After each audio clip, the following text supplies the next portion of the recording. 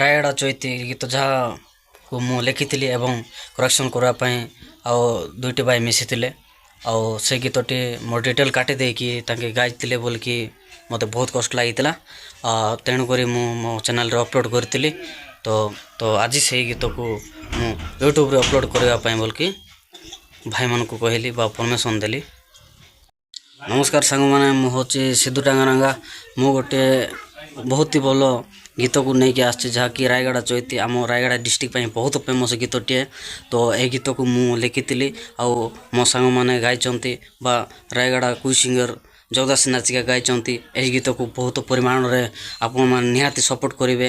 ଯେଉଁ ମୁଇଁ ଗତ ମାସ 12 ତାରିଖରେ ପକାଇଥିଲି ସେହି ଗୀତ ରାୟଗଡ଼ା ଚୈତି ବିଷୟରେ ଯାହା ମୁଇଁ ପକାଇଥିଲି, ମୁଁ ଷ୍ଟୁଡ଼ିଓକୁ ଯାଇପାରିଲି ନାହିଁ ଏବଂ ତାଙ୍କେ ରେକର୍ଡ଼ିଂ କରିଦେଲେ ମୋ ଡିଟେଲ୍ କାଟି ଦେଇକି ତାଙ୍କ ନାଁରେ ପକାଇଛନ୍ତି ବୋଲି ଯେଉଁଟା ମୁଁ ପକାଇଥିଲି। ସେହି ଗୀତକୁ ଆପଣମାନେ ବହୁତ ପରିମାଣରେ ସପୋର୍ଟ କରିଛନ୍ତି, ସେଥିପାଇଁ ଧନ୍ୟବାଦ। ଏବଂ ସେହି ଗୀତକୁ ମୁଁ ଆଜି ସେଇ ମୋ ସାଙ୍ଗମାନଙ୍କୁ ପକାଇବା ପାଇଁ ୟୁଟ୍ୟୁବ୍ରେ ଅପଲୋଡ଼ିଂ କରିବା ପାଇଁ ବୋଲିକି ପରମିସନ୍ ଦେଲି ଏବଂ କହିଲି ମଧ୍ୟ ପକାନ୍ତୁ ଆପଣଙ୍କ ଚ୍ୟାନେଲ୍ରେ ବୋଲିକି ମୁଁ କହିଲି। ସେହି ଭିଡ଼ିଓକୁ ଯାଇକି ଆପଣମାନେ ନିହାତି ସପୋର୍ଟ କରିବେ।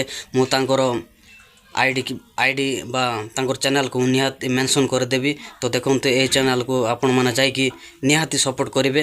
ତ ଏହି ଗୀତକୁ ମୋର ବହୁତ ସପୋର୍ଟ କରିବାକୁ ଦରକାର, ବହୁତ ଜାଗାରେ ବାଜିବା ଦରକାର। ତ ନିହାତି ସପୋର୍ଟ କରିବେ ବୋଲିକି ମୁଁ ଆଶା କରୁଅଛି। MC କ୍ରିଷ୍ଣା ମ୍ୟୁଜିକ୍ ଏହି ଚ୍ୟାନେଲ୍କୁ ଆପଣମାନେ ନିହାତି ସପୋର୍ଟ କରିବେ ଏବଂ ବହୁତ ପରିମାଣରେ ଭଲ ପାଇବା ଦେବେ। ରାୟଗଡ଼ା ଚୈତି ନେ ଏଦାତେ ଚୈତି ପାର୍ବଗ ବପି ବଧୁହାନ ରାୟଗଡ଼ା ମା ରାୟଗଡ଼ା ଚୈତି ସେ ବିଷୟରେ ଲେଖା ହେଇଛି। ତ ନିହାତି ସପୋର୍ଟ କରିବେ ବୋଲିକି ମୁଁ ଆଶା କରୁଅଛି ଏବଂ ଆପଣମାନେ ସପୋର୍ଟ କଲେ ମୁଁ ବହୁତ ଖୁସି ହେବି। କାହିଁକିନା ମୁଁ ଲେଖିଛି, ମୁଁ ତ ଗାଇପାରିଲି ନା, ଜଗଦାସ ନାଚିକା ଭାଇ ଗାଇଲେ ତ ବହୁତ ଖୁସି ଲାଗୁଛି। ତ କାହିଁକିନା ମୋ ଗୀତକୁ ଆମ ରାୟଗଡ଼ା ଫେମସ୍ ଜଗଦାସ ନାଚିକା ଭାଇ ଗାଇଛନ୍ତି ବୋଲିକି ମୁଁ ବହୁତ ଖୁସି ମନେ କରୁଅଛି, ଖୁସି ଅନୁଭବ କରୁଅଛି। ଏହି ଗୀତକୁ ନିହାତି ସପୋର୍ଟ କରିବେ ବୋଲିକି ମୁଁ ଆଶା କରୁଅଛି। ତ MC କ୍ରିଷ୍ଣା ମ୍ୟୁଜିକ୍ ଚ୍ୟାନେଲ୍ରେ ଏହି ରାୟଗଡ଼ା ଚୈତି ଗୀତଟି ଅପଲୋଡ଼ିଂ ହେବ।